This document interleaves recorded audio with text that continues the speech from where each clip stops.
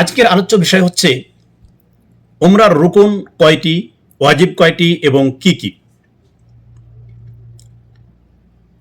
এ বিষয়ে ইনশাআল্লাহ উমরার এ থেকে নিয়ে জেড পর্যন্ত, মানে শুরু থেকে নিয়ে লাস্ট পর্যন্ত কিভাবে কিভাবে করতে হবে আলোচনা করব। তো আজকের যে প্রথম ভিডিও সেটা হচ্ছে উমরার রুকুন আর কান কয়টি এবং কি কি, এবং ওয়াজিব কয়টি এবং কি কি। আর যদি এর মধ্যে কোনো বস্তু কেউ ছেড়ে যায় তাহলে কি করতে হবে। তো উমরার আরকান রুকুন হচ্ছে তিনটি। নাম্বার 1, ইহরাম, অর্থাৎ নুসুকে দাখিল হওয়ার জন্য নিয়ত করা। দ্বিতীয় হচ্ছে তাওয়াফ করা। তাওয়াফ হচ্ছে বাইতুল্লাহ কাবার চারদিকে যে 7টি চক্কর দিতে হয়, ঘুরতে হয় 7 বার, একে বলা হয় তাওয়াফ, 7 বার ঘোরা। এমনিভাবে সাই করা।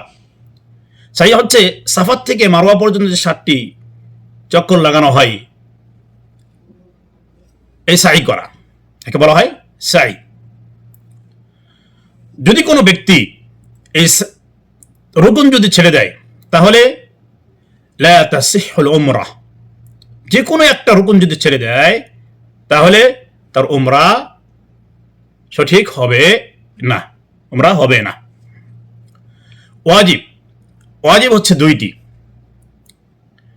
নাম্বার 1, আল ইহরামু মিনাল মিকাত, মিকাত থেকে ইহরাম পরা, মিকাত থেকে ইহরাম পরা। এখানে একটা মশলা রয়েছে, ইনশাআল্লাহ এই বিষয়ে পরবর্তীতে আলোচনা করব, যে যদি কোনো ব্যক্তি হাওয়াই জাহাজ দিয়ে আসে, প্লেন দিয়ে আসে, আর আসার সময় যদি পড়তে না পারলো, তাড়াতাড়ি করে জলদি পার হয়ে আসলো, তখন কি করবে। তো মিকাত থেকে ইহরাম পড়া, ইহরাম মিকাত থেকে পড়তে হবে। যদি মিকাত থেকে না পড়তে পারে তাহলে তার জন্য কি করতে হবে, এটাও ইনশাআল্লাহ আলোচনা করব। আর যারা হারামের ভিতরে রয়েছে, মক্কায় রয়েছে, তাদের জন্য কি করতে হবে, তারা মক্কায় থেকে বাহিরে গিয়ে, হুদুদে হারামের বাহিরে গিয়ে তারা ইহরাম পরে গিয়ে তাওয়াফ করবে। তো কিভাবে আরম্ভণি করতে হবে এটা শুধু আলোচনা করছি, যে রুকুন এবং ওয়াজিব কয়টি, আরম্ভণি করতে কিভাবে করতে হবে এটা ইনশাআল্লাহ আলোচনা করব। নাম্বার 1, ইহরাম পরা মিকাত থেকে। দ্বিতীয় নাম্বার, যারা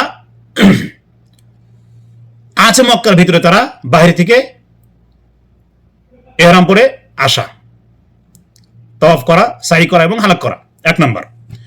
দ্বিতীয় নাম্বার হচ্ছে পুরুষের জন্য হালাক আউ তাকসির, হালাক করবে, অর্থাৎ চুলকে মোড়ন করবে, মুড়িয়ে দিবে, একদম নাড়া করবে। নাইবা তাকসির, ছোট করবে, হয়তো হালাক করবে নাইবা তাকসির করবে। আর মহিলাদের জন্য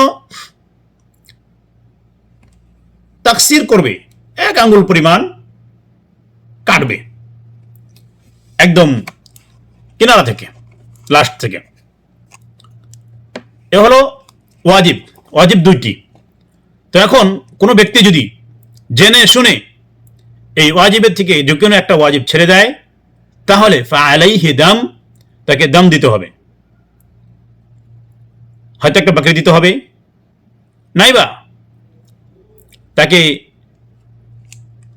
সাবা বাকারা গাই দিতে হবে, নাইবা বাদনা দিতে হবে। আর এটা তাকে মক্কাতেই জবে করতে হবে, আর মক্কার যে ফকির মিসকিন রয়েছে তাদেরকেই খাওয়াতে হবে, সে সেখান থেকে কিছুই খাবে না। যদি এমন হয়, যদি কোনো ব্যক্তি ওয়াজিব ছেড়ে যায় আর এই কাজটি যদি করে তাহলে তার উমরা সঠিক হবে ইনশাআল্লাহু তাআলা।